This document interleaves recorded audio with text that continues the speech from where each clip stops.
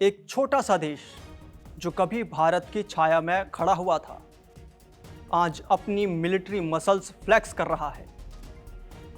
बांग्लादेश, वो पड़ोसी जो 1971 में भारत की मदद से आज़ाद हुआ, अब चीन की गोद में बैठकर पाकिस्तान से हाथ मिला रहा है। 14 फरवरी 2026 को जब दुनिया वैलेंटाइन डे मना रही है, ढाका की सड़कों पर एक नई कहानी लिखी जा रही है। Tariq Rahman, Bangladesh nationalist party BNP के चेयरमैन, चुनावों में लैंडस्लाइड विक्ट्री के बाद प्रधानमंत्री बनने के कगार पर हैं। लेकिन ये जीत सिर्फ राजनीतिक नहीं, ये एक जियोपॉलिटिकल बम है जो भारत की सीमाओं पर फट सकता है। ऐसे में सबसे बड़ा सवाल बनता है, क्या बांग्लादेश अब भारत को आंख दिखाने की हिम्मत करेगा? लेकिन बांग्लादेश की हकीकत उतनी मजबूत नहीं है जितनी दिखती है। कहानी की शुरुआत 2024 के छात्र विद्रोह से होती है, जब शेख हसीना की सरकार गिर गई। हसीना जो भारत की करीबी थी, उन्होंने हमेशा दिल्ली की चिंताओं को प्राथमिकता दी। लेकिन अब यूनिस की अंतरिम सरकार के बाद तारिक रहमान की बीएनपी सत्ता में आ गई है।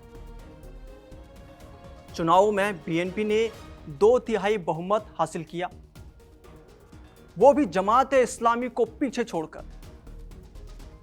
तारिक रहमान जो 17 साल लंदन में निर्वासित थे, अब ढाका लौट आए हैं। उन्होंने अपनी पहली प्रेस कॉन्फ्रेंस में कहा, यह जीत लोकतंत्र की है, लोगों की है। लेकिन उनके वादे चीन और पाकिस्तान को लेकर हैं। बीआरआई प्रोजेक्ट्स को लेकर बढ़ावा, व्यापार, निवेश और कनेक्टिविटी। तारिक रहमान ने पाकिस्तान के पीएम शहबाज शरीफ के बधाई संदेश पर जवाब दिया कि हम पाकिस्तान के साथ अपनी सम्मान पर रिश्ते मजबूत रखेंगे। क्या यह भारत के लिए खतरे की घंटी है? बांग्लादेश की मिलिट्री ताकत को देखें तो वो कोई सुपर पावर नहीं है, लेकिन चीन की मदद से वो तेजी से अपग्रेड हो रहा है। ग्लोबल फायर पावर इंडेक्स 2026 में बांग्लादेश 37वें स्थान पर है। 2025 में 35वें स्थान से गिरावट के बाद फिर भी दक्षिण एशिया में मजबूत है। बांग्लादेश डिफेंस बजट 2025-2026 में $3.34 बिलियन है, जो पिछले साल से 3.6% ज्यादा है। लेकिन महंगाई ने इसे ऑफसेट कर दिया है। बांग्लादेश में एक्टिव सैनिकों की बात करें तो एक्टिव सैनिकों की संख्या 2,04,000 है, जबकि पैरामिलिट्री फोर्सेस 68 लाख है, और यह आंकड़ा चौंकाने वाला है। लेकिन चुनावों में 9 लाख सिक्योरिटी पर्सनल डिप्लॉय हुए थे। बांग्लादेश की जमीन पर ताकत 320 टैंक्स, ज्यादातर चाइनीज टाइप 69, और BT-1AI सेल्फ प्रोपेल्ड आर्टिलरी 27 है। ट्रॉड आर्टिलरी 437 और 71 मल्टीपल लॉन्च रॉकेट सिस्टम है, जैसे WS-22 और TRG-300, और ये सभी तुर्की और चीन से खरीदे गए हैं। अब बात करें बांग्लादेश की अर्थव्यवस्था की, तो अगर भारत व्यापार रोके तो बांग्लादेश की अर्थव्यवस्था पस्त पड़ जाएगी। भारत उसका सबसे बड़ा ट्रेड पार्टनर है। ऐसे में एक बड़ा सवाल खड़ा होता है कि अगर सीमा पर हाथ डाला तो क्या बांग्लादेश टिक पाएगा? विशेषज्ञ कहते हैं कुछ घंटे भी नहीं। बांग्लादेश एयरफोर्स के पास 214 एयरक्राफ्ट, 82 कॉम्बैट जेट्स जैसे MiG-29, F-7BGI और नए J-10C चाइनीज फाइटर्स हैं। अब बड़ी बात ये कि चीन से J-10 लड़ाकू विमान खरीदने की बात चल रही है, जो भारत की चिंता बढ़ा सकती है। बांग्लादेश नेवी के पास 117 पोत, 7 फ्रिगेट्स, 6 कॉर्वेट्स हैं, लेकिन कोई डिस्ट्रॉयर नहीं है। सिर्फ 2 चाइनीज सबमरीन्स हैं। अब असली खतरा है चीन की छाया। हसीना के पतन के बाद चीन ने बांग्लादेश में तेजी से पांव पसारे हैं। BRI basic rate interface, BRI में करोड़ों डॉलर लगाए हैं। 2025 में चीन ने रिकॉर्ड 85.2 बिलियन डॉलर इन्वेस्टमेंट की है।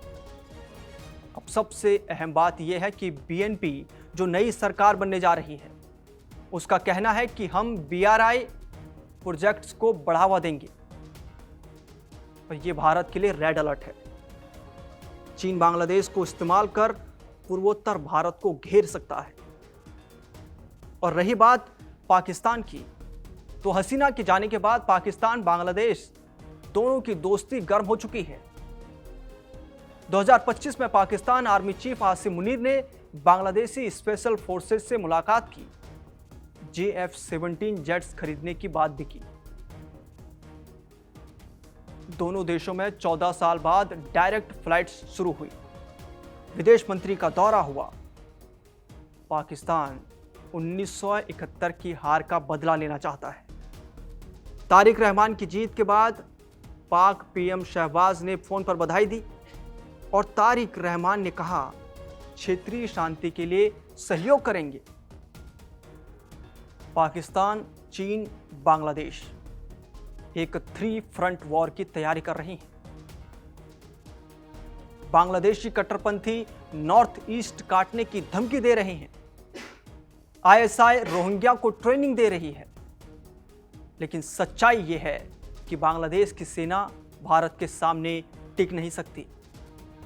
भारत का डिफेंस बजट $70 बिलियन है और भारत दुनिया की सबसे ताकतवर सेनाओं में शामिल है।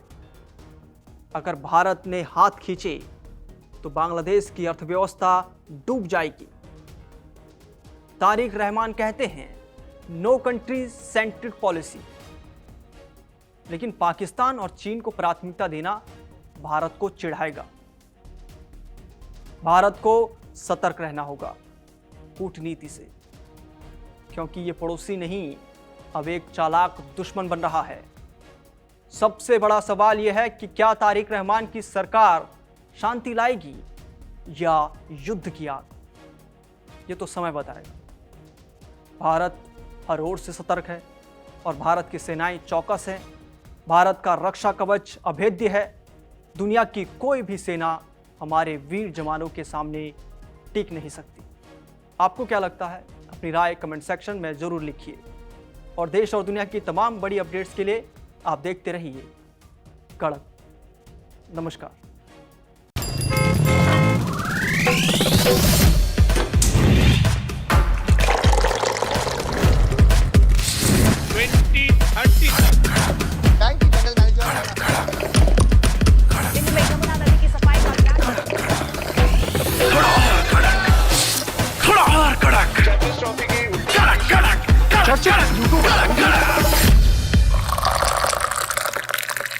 ये कड़क है।